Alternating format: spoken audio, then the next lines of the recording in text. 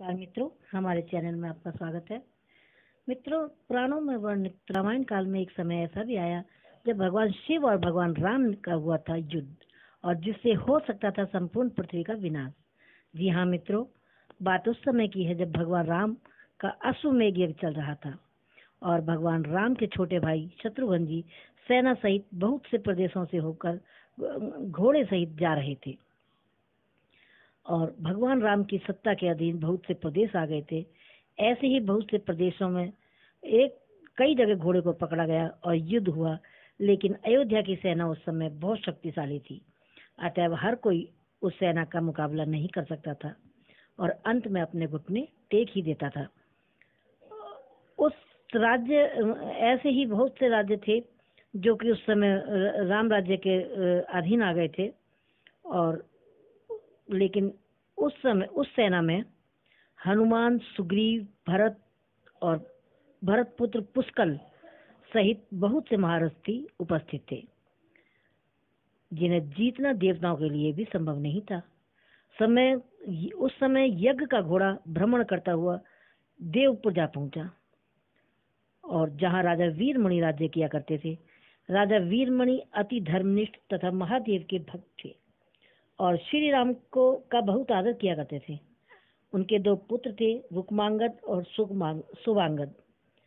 वीरों में श्रेष्ठ थे। राजा वीरमणि के भाई राजा वीर सिंह भी एक महारथी योद्धा थे।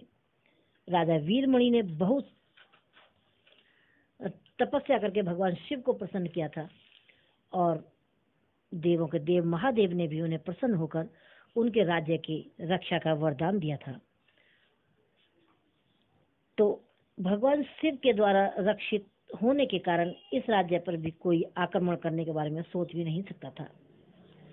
तो जब अश्व यज्ञ का घोड़ा उस राज्य में पहुंचा तो राजा वीरमणि के पुत्र रुक्मांगद ने उसे बंदी बना लिया और अयोध्या के सैनिकों से कहा कि यज्ञ का घोड़ा में उनके पास है, वे शत्रुघ्न जी से कहें कि विधिवत युद्ध करके अपना घोड़ा छुड़वा लें। जब रुक्मांगद ने यह सूचना अपने पिता को दी तो उनके पिता चिंतित हो गए और अपने पुत्र से कहा कि बेटा, तुमने अनजाने में ही श्री राम के यज्ञ का घोड़ा पकड़ लिया है, और श्री राम तो हमारे मित्र हैं, हमें उनसे शत्रुता नहीं रखनी चाहिए, हमें उनसे मित्रता का भाव रखना चाहिए। अतः तुम जाकर उनका घोड़ा वापस लौटा दो। इस पर रुक्मांगद बोला कि पिताजी, मैंने तो उन्हें युद्ध की चुनौती भी दे दी है, अतः अब बिना युद्ध किए घोड़ा लौटाना उनका और हमारा दोनों का अपमान होगा। अब जो भी होगा देखा जाएगा, उसे बदला नहीं जा सकता। आप मुझे युद्ध की आज्ञा दे दीजिए। पुत्र की बात सुनकर राजा वीरमणि ने न चाहते हुए भी सेना को सुसज्जित करने की आज्ञा दे दी, और राजा वीरमणि अपने भाई वीर सिंह और दोनों पुत्र रुक्मांगद और सुवांगद के साथ विशाल सेना लेकर युद्ध क्षेत्र में आ गए। और तब भरत पुत्र पुष्कल ने सबको चिंता मुक्त किया कि आप चिंता न करें, मैं आपके आशीर्वाद से और भगवान श्री राम के प्रताप से मैं आज इन सभी योद्धाओं से युद्ध करके इन्हें पराजित कर दूंगा और अश्व को बंधन मुक्त कर लूंगा। वे बातें कर ही रहे थे कि तभी श्री हनुमान जी आ गए। वे बोले कि राजा वीरमणि का राज्य पर आक्रमण करना स्वयं परम पिता ब्रह्मा के लिए भी कठिन है, क्योंकि ये नगरी महाकाल द्वारा रक्षित है। अतः पहले राजा वीरमणि से बातचीत के द्वारा इस मसले को समझाना चाहिए। अगर हमारे समझाने से बात ना बने तो हमें भगवान श्री राम को सूचित करना चाहिए, क्योंकि राजा वीरमणि श्री राम का बहुत सम्मान करते हैं, अतः वे उनकी बात को नहीं टाल सकेंगे। हनुमान जी ये बात कह रहे थे, तभी शत्रुघ्न जी बोले कि अब हमारे रहते अगर भ्राता श्री राम जी को युद्ध में आना पड़े तो हमारे लिए बहुत ही शर्म की बात है। अतः परिणाम अब कुछ भी हो, युद्ध तो करना ही पड़ेगा। ये कहते हुए वे सेना सहित युद्ध भूमि में चले गए। भयंकर युद्ध शुरू हो गया। भरत पुत्र पुष्कल सीधा राजा वीरमणि से भिड़ गए, और दोनों ही वीर थे, शास्त्रास्त्रों का प्रयोग कर रहे थे और भयंकर युद्ध चल रहा था। श्री हनुमान राजा वीरमणि के भाई महापराक्रमी वीरसेन से भिड़ गए और युद्ध करने लगे। रुक्मांगद और सुवांगद दोनों ने शत्रुघ्न जी पर धावा बोल दिया। अब वीरमणि और पुष्कर के युद्ध का अंत ये हुआ कि युद्ध पुष्कर ने राजा वीरमणि को मूर्छित कर दिया। उधर वीर सिंह ने हनुमान पर तरह तरह के शस्त्रों का प्रयोग किया और अंत में श्री हनुमान जी ने एक पेड़ से वीर सिंह पर वार किया और राजा वीर सिंह जी भी मूर्छित हो गए। राजा वीरमणि के भाई वीर सिंह भी मूर्छित हो गए और गिर पड़े। शत्रुघ्न जी ने दोनों भाई शुभांगद और उपमांगद पर भी नागपाश से विजय पाली और शत्रुघ्न जी की सेना ने सिंहनाद करने लगी। उधर जब राजा वीरमणि मूर्छा से जागे तो उन्होंने देखा कि उनकी सेना हार रही है। उन्होंने भगवान शिव को याद किया, महादेव को की स्तुति की तो तुरंत महादेव ने प्रकट हुए और वीरभद्र के नेतृत्व में भृंगी नंदी सहित महादेव के सारे गण युद्ध क्षेत्र में पहुंच गए। महादेव के सारे अनुचर और उधर अयोध्या की सेना पर टूट पड़े। शत्रुघ्न हनुमान जैसे बाकी योद्धाओं को लगा कि जैसे प्रलय आ गई। अब भयानक मुख वाले रुद्रावतार वीरभद्र नंदी भृंगी सहित महादेव के सभी गणों की सेना देखी तो सारी सेना भय से कांप उठी। शत्रुघ्न जी ने हनुमान जी से कहा कि जिस वीरभद्र ने दक्ष प्रजापति का शीश बातों ही बातों में काट लिया था तो महाकाल के समान उसे युद्ध में कोई नहीं हरा सकता। तब पुष्कर ने कहा कि तातश्री आप चिंता न करें, अब तो जो भी हो युद्ध में देखा जाएगा। और फिर पुष्कर वीरभद्र से हनुमान नंदी से और शत्रुघ्न भृंगी से फिर से भिड़ गए और पुष्कर ने अपने सभी दिव्यास्त्रों का प्रयोग वीरभद्र पर कर दिया पर वीरभद्र उन्हें बड़ी सहजता से काटते चले गए। उधर और पुष्कर से कहा कि हे बालक, तुम्हारी उम्र अभी मृत्यु को प्राप्त होने की नहीं है, इसलिए युद्ध क्षेत्र से हट जाओ।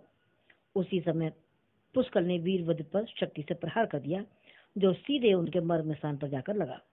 इसके बाद वीरभद्र क्रोध से थरथराते हुए एक त्रिशूल से पुष्कर का मस्तक काट दिया और भयानक सिंहनाद किया। उधर भृंगी आदि गणों ने भी शत्रुघ्न को बांध दिया और हनुमान भी अपनी पूरी शक्ति से नंदी से युद्ध कर रहे थे। बड़ा घमासान युद्ध मचा हुआ था। दोनों ही श्री राम के भक्त थे, महादेव के तेज से उत्पन्न हुए थे और कुछ देर लड़ने के बाद नंदी ने शिवास्त्र का प्रयोग किया और हनुमान को पराभूत कर दिया। अब अयोध्या की सेना को हारता देख राजा वीरमणि की सेना में जबरदस्त उत्साह आ गया और बाकी बचे सैनिकों पर टूट पड़े। तब हनुमान जी और शत्रुघ्न जी से बोले हनुमान जी कि मैंने तो आपसे पहले ही कहा था कि आप इस राज्य पर युद्ध की गलती ना करें। यह नगरी महाकाल द्वारा रक्षित है, लेकिन आपने मेरी बात नहीं मानी। अब इसका एक ही उपाय है कि श्री राम को याद करो। ऐसा सुनकर सभी ने भगवान श्री राम की स्तुति की, भगवान को याद किया, प्रार्थना की। तब भगवान श्री राम ने भक्तों की पुकार सुनी और भगवान राम और लक्ष्मण भरत के साथ तुरंत ही वहां आ गए। भगवान श्री राम को देखकर सबकी जान में जान आ गई और सबको विश्वास हो गया कि अब हमारी जीत निश्चित है। भगवान श्री राम ने सबसे पहले शत्रुघ्न को मुक्त कराया, उधर लक्ष्मण जी ने हनुमान जी को मुक्त कराया। भरत जी ने देखा कि पुष्कर मृत्यु को प्राप्त हो चुके हैं, तब वे बहुत दुखी हुए। तब भरत जी तो शोक से मूर्छित हो गए। तब श्री राम ने क्रोध में कहा कि तुमने पुष्कर को मारा है, अब तुम नहीं बचोगे। और ऐसा कहते हुए उन्होंने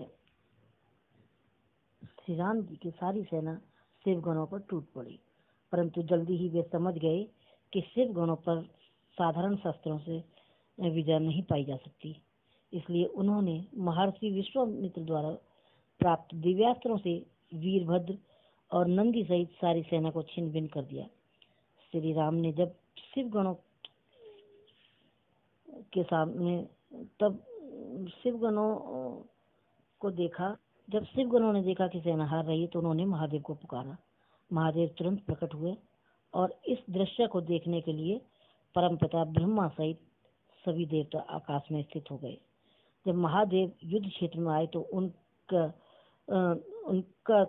बहुत तेज था और उनके तेज से ही श्री राम की सेना मूर्छित हो गई। जब श्री राम ने देखा कि स्वयं महादेव युद्ध क्षेत्र में पधारे हैं तो उन्होंने अपने अस्त्र शस्त्र त्याग कर दंडवत प्रणाम किया एवं भोलेनाथ की स्तुति की और प्रार्थना की कि हे ब्रह्मांड के स्वामी, आपके ही प्रताप से मैंने महापराक्रमी रावण का वध किया था और आप स्वयं ज्योतिर्लिंग में रामेश्वरम में पधारे हैं।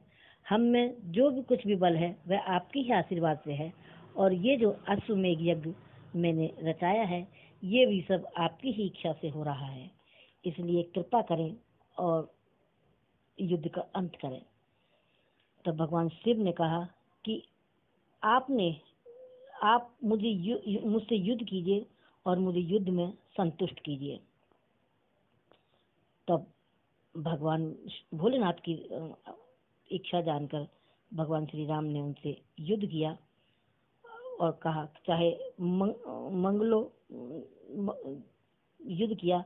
तब भगवान भोलेनाथ के साथ में भयंकर युद्ध हुआ और अंत में भगवान श्री राम ने भगवान शिव को संतुष्ट कर दिया। तब भगवान शिव बोले कि आपने मुझे युद्ध में संतुष्ट किया है, अतएव मांग लो जो मांगना चाहते हो। तब भगवान श्री राम बोले कि इस युद्ध में भरत पुत्र पुष्कर के साथ असंख्य योद्धा मृत्यु को प्राप्त हुए हैं, कृपया उन्हें जीवन दान दीजिए। भगवान शिव ने तथास्तु कह दिया और पुष्कर सहित दोनों ओर के जितने भी योद्धा वीर गति को प्राप्त हुए थे सभी जीवित हो गए। इसके बाद भगवान शिव की इच्छा से राजा वीरमणि ने यज्ञ का घोड़ा श्री राम को लौटा दिया और अपना राज्य अपने पुत्र रुक्मांगद को सौंपकर राजा वीरमणि शत्रुघ्न जी के साथ आगे अश्व के साथ साथ चल दिए। तो ये था भगवान राम का और भोलेनाथ का युद्ध का परिणाम। आगे भी इसी प्रकार की कथाएं लाती रहूंगी। नमस्कार, धन्यवाद।